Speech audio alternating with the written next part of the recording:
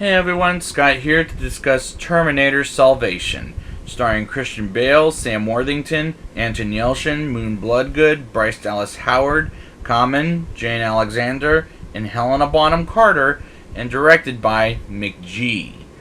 Yes, the upcoming Charlie's Angels that I'm going to be watching in a couple of days or so, McG.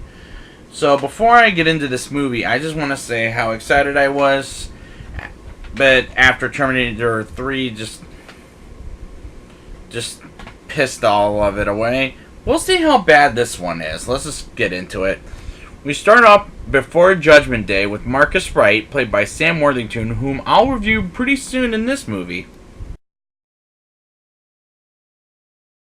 Being in a jail cell for killing some people, and talks with the Skynet cancer lady named Dr. Serena Kogan, played by Helena Bonham Carter, and remind me, what the hell is she doing here? And talks with Marcus about second chances, which is a horrible scene as it went by too fast for me and poorly acted, as well as and he becomes a goddamn Terminator, and the trailer spoiled it. Thanks. John Connor, played by Christian Bale, who's just here for a paycheck, who ripped a lighting guy a new one, and honestly, I don't care for this character, and honestly, I'm not a Christian Bale fan, despite he turns in some good performances in movies like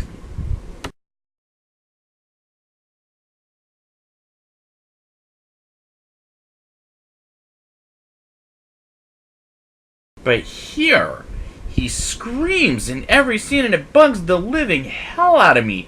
And I don't know who the hell to care about in this movie because I'm not connecting with anyone at this point. Marcus comes back to life and finds Kyle Reese, played by Anton Yelchin, who fights Terminators with Star, and nothing is happening here except for Terminators picking people and putting them into Terminator baskets, which felt very much like the 2005 version of. And when other Terminators attacking people, nothing's really... nothing is really happening here. And speaking of other movies, I saw other movies like these ones, for example.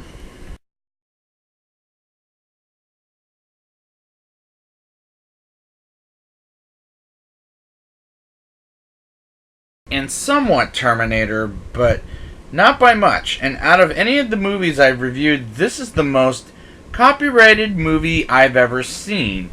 I wish the plot was Marcus teaching Kyle how to use a gun, but because Christian Bale demanded to be John Connor, we've got a boring movie. There's a chase sequence with Marcus and Kyle against the flying machine, and I don't really care because this is supposed to be a John Connor story. And I don't even like him, and because Sarah Connor wasn't in the last movie, nor was she here, I just lost my respect for Terminator, and Dark Fate has to work really hard for me to get my respect back for the series.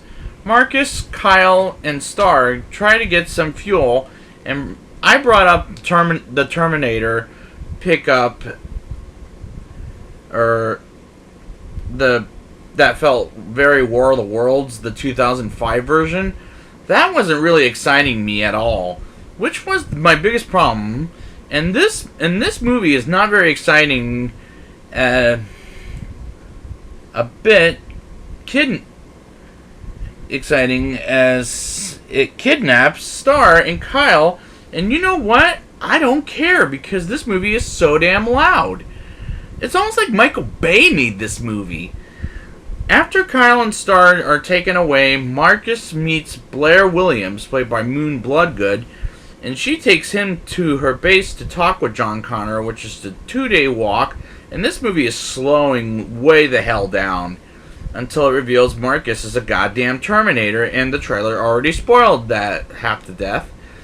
And when it comes to the trailers spoiling the movie next week, or next time I'll say, will be a lot worse, and the fact that it was spoiled did hurt this movie for me as well as the next one. Blair lets Marcus go, and an action sequence occurs, And suddenly John lets Marcus go because he can get Kyle Reese out of Skynet, which is in San Francisco. And none of this is clicking with me. And I was checked out of this movie after John lets Marcus go. John asks his commanding officer to not attack, to get Kyle Reese out of there. And as he leaves, he tells Kate Brewster, played by Bryce Dallas Howard, the line, "I'll be back," which has no meaning here whatsoever. Marcus arrives at Skynet in San Francisco and talks with Dr. Serena's, as she is a part of Skynet, which was predictable to me from the very first scene. Meanwhile, John finds Kyle Reese and fights a CGI-looking Arnold, I'll say. And he does find Kyle and lets him out, and Marcus makes a choice by becoming a human, and fights the CGI Terminator with John, and John gets hurt so badly that he will eventually die. But they stop the Terminator before permanently killing John. John comes back with Kyle and Marcus, and as John is dying, Marcus offers to help John stay alive, but giving him his heart, and they live another day to fight, and I don't care anymore because this climax gave me the biggest headache in movie history. Now it's time for the rating. I'll give this movie a 1.7 out of 10. This is perhaps the worst Terminator movie I've seen. Even without Arnold, they can't make a higher Terminator for me to care, and I don't like any of these characters at all. Even John Connor and Christian Bale with his constant shouting annoyed the hell out of me. And this movie is very boring. The worst of the series. Even the next one is kind of better than this thing, but I'll talk more about that next time. So I will be back next time with Terminator Genesis. Why do I get those two confused? I don't know. But I will be back next time for Terminator Genesis, and until next time, I'll be back.